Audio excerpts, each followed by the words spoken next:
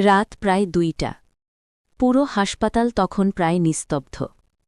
দীর্ঘ করিডোরে শুধু শোনা যাচ্ছে হার্ট মনিটরের হালকা শব্দ। Beep beep beep. Nurse Mita সেদিন নাইট ডিউটিতে ছিল।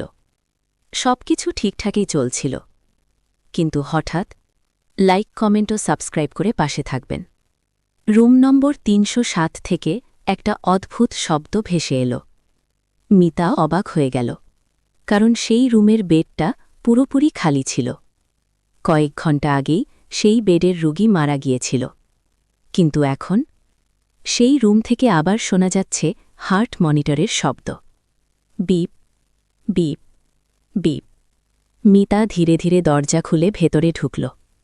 রুমটা অন্ধকার। খালি বেডের পাশে হার্ট মনিটরটা নিজে থেকেই চলছে। মিতার বুক কাঁপতে শুরু করল।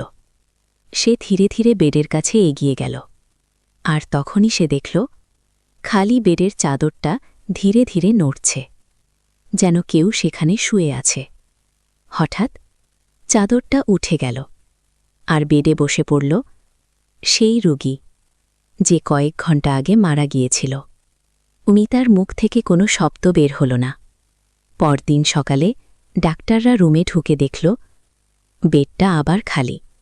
সবকিছু স্বাভাবিক, কিন্তু হার্ট মনিটরের স্ক্রিনে একটা লেখা জ্বলজ্বল করছে, আমি এখনও এখানে আছি। এমন আরও গল্প পেতে পাশে থাকুন।